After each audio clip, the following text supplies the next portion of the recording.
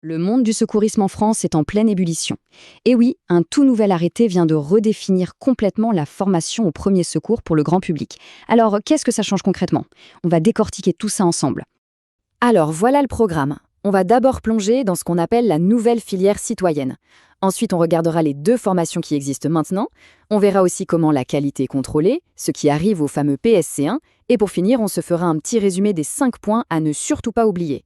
C'est parti? Ok. On commence avec le cœur du réacteur de cette réforme. Il s'agit d'un tout nouveau concept, la filière citoyenne de sécurité civile. C'est vraiment la pierre angulaire de tout le nouveau système. L'idée centrale, en fait, elle est assez simple mais super puissante. C'est de faire de chaque citoyen, officiellement, le tout premier maillon de la chaîne de secours. Attention, ce n'est plus juste une bonne intention ou une initiative isolée, non. Ça fait maintenant partie intégrante de la réponse nationale en cas d'urgence. Et les objectifs derrière ça sont très clairs. D'abord, rendre le citoyen vraiment opérationnel. Ensuite, encourager les gens à intervenir bénévolement, mais de façon rapide et sûre. Et surtout, s'assurer que les compétences et les diplômes soient les mêmes partout en France.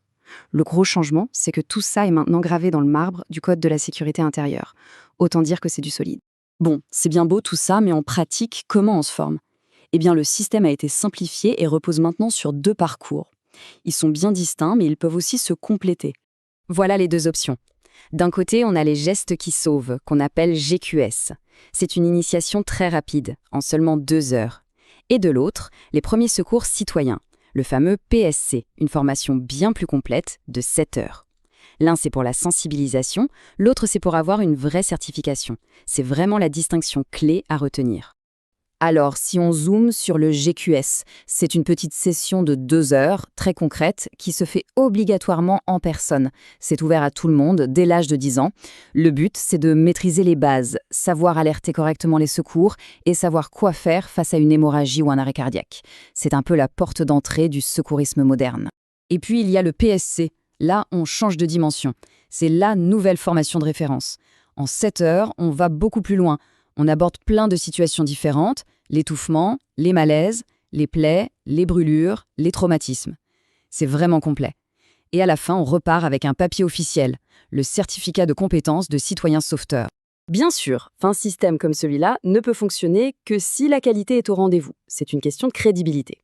Alors, voyons un peu comment ce nouveau cadre garantit que les formations sont sérieuses. Pour ceux qui enseignent, les règles sont devenues hyper strictes. Il ne suffit pas d'avoir un diplôme de formateur, non. Il faut aussi prouver qu'on se met à jour en permanence via une formation continue et être officiellement rattaché à un organisme agréé par l'État. En clair, on ne s'improvise plus formateur en secourisme. Et ce qui vaut pour les formateurs vaut aussi pour les structures qui les emploient. Les règles sont tout aussi carrées. Seuls les organismes qui ont reçu un agrément national peuvent proposer ces formations. Interdiction totale de sous-traiter à une boîte non agréée. Le contenu des cours est le même partout, il suit un référentiel national. Bref, le système est complètement verrouillé pour garantir la qualité. On arrive maintenant à la question qui brûle les lèvres de millions de personnes qui sont déjà formées. Avec ce nouveau PSC, qu'est-ce qui se passe pour le bon vieux PSC1? La question est simple. Est-ce qu'un certificat PSC1 est maintenant bon pour la poubelle? Faut-il absolument tout refaire? Eh bien, la réponse, et c'est une bonne nouvelle, est en fait très très simple. C'est officiel, le terme PSC remplace définitivement le terme PSC1. Les anciens textes de loi qui l'encadraient sont tout simplement annulés. C'est la nouvelle filière citoyenne qui devient la seule et unique référence légale. C'est plus qu'un changement de nom, c'est une vraie modernisation de tout le cadre réglementaire. D'ailleurs, cette phrase tirée du texte officiel est là pour rassurer tout le monde.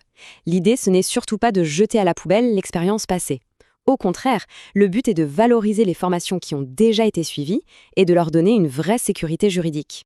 Donc très concrètement, si on détient l'un de ces diplômes, que ce soit l'ancien PSC1, le SST qu'on passe au travail, ou même des diplômes plus anciens comme la FPS, il n'y a aucun souci. Tout ça est officiellement reconnu comme étant équivalent au nouveau PSC. Le point crucial à retenir, c'est que les compétences acquises restent parfaitement valides. Allez, pour être sûr que tout est bien clair, on va synthétiser tout ça. Voici les 5 points les plus importants à retenir de cette grande réforme du secourisme.